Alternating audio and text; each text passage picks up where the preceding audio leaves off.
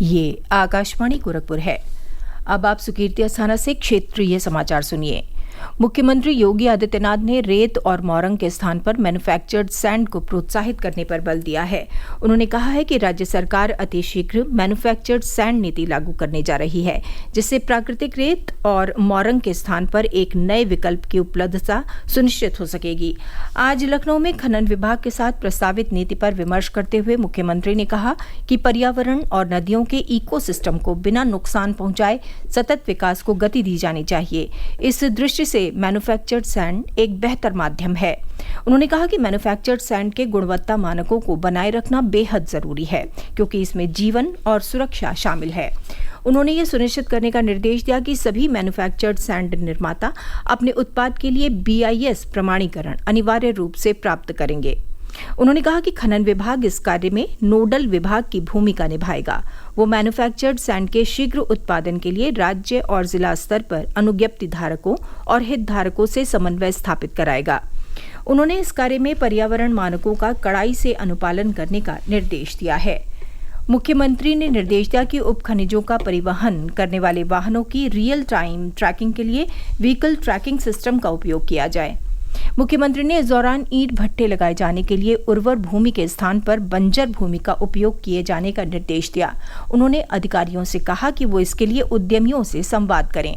श्री योगी ने बरसात के मौसम में बालू और मोरंग की कीमतों को नियंत्रित रखने पर जोर देते हुए उनके भंडारण की व्यवस्था सुनिश्चित किए जाने की समीक्षा भी की। राष्ट्रीय परीक्षा एजेंसी NTA में सुधारों की सिफारिश के लिए शिक्षा मंत्रालय की ओर से गठित विशेषज्ञों की उच्च स्तरीय समिति ने छात्रों और अभिभावकों से सुधार और पुनर्गठन पर सुझाव मांगे हैं। समिति का नेतृत्व इसरो के पूर्व अध्यक्ष डॉक्टर के राधाकृष्णन कर रहे हैं। समिति MyGov वेबसाइट के माध्यम से 7 जुलाई तक सुझाव और प्रतिक्रियाएं स्वीकार करेगी। समिति को 2 महीनों के भीतर शिक्षा मंत्रालय को अपनी रिपोर्ट सौंपने के लिए कहा गया है, जिसमें परीक्षा प्रक्रिया और डेटा सुरक्षा प्रणाली में सुधार तथा NTA की संरचना और कार्यशैली पर सिफारिशें की जाएंगी। उत्तर प्रदेश पुलिस के महानिदेशक प्रशांत कुमार ने कहा कि नए आपराधिक कानून ब्रिटिश काल से चले आ रहे कानूनों की जगह लेंगे, जिससे देश की न्याय प्रक्रिया और मजबूत बनेगी। नए कानून 1 जुलाई से लागू होंगे। इसके लिए प्रदेश में सारी तैयारी पूरी कर ली गई है। श्री कुमार ने कहा कि प्रदेश में नए कानूनों का सही तरीके से अनुपालन हो सके, इसके लिए अधिकारियों का प्रशिक्षण 100% पूरा कर लिया गया है। ग्रीष्मकालीन अवकाश के बाद परिषदीय स्कूल आज से खोल दिए गए हैं। पहले दिन स्कूलों में आने वाले विद्यार्थियों का शिक्षकों ने तिलक लगाकर और माला पहनाकर स्वागत किया। कुछ स्कूलों में सांस्कृतिक आयोजन भी किए गए। शासन के निर्देश पर सभी स्कूलों में विद्यार्थियों के स्वागत की विशेष तैयारी की गई थी। स्कूलों को रंगोली, झंडियों और गुब्बारों से सजाया गया था। शासन ने आज और कल 2 घंटे ही स्कूल संचालित करने का निर्णय लिया है। 1 जुलाई से नियमित कक्षाएं चलेंगी। राष्ट्रीय मानवाधिकार आयोग NHRC ने ग्रेटर नोएडा में एक सीवेज उपचार संयंत्र के अंदर 3 श्रमिकों की कथित मौत पर उत्तर प्रदेश सरकार को नोटिस जारी किया है। मीडिया की एक खबर पर स्वतः संज्ञान लेते हुए आयोग ने उत्तर प्रदेश के मुख्य सचिव और पुलिस महानिदेशक को 1 सप्ताह के भीतर विस्तृत रिपोर्ट देने को कहा है।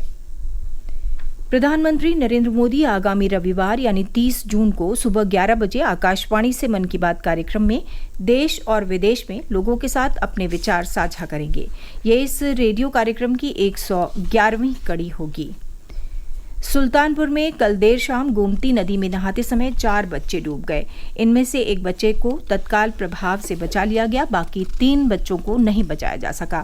इन 3 बच्चों के शव स्थानीय गोताखोरों की मदद से SDRF की टीम ने आज नदी से बाहर निकाले। तीनों शवों को पुलिस ने पोस्टमार्टम के लिए भेज दिया है।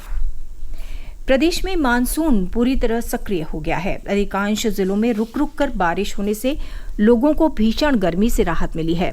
अधिकांश जिलों में अभी भी बादल जमे हुए हैं और वर्षा की संभावना बनी हुई है।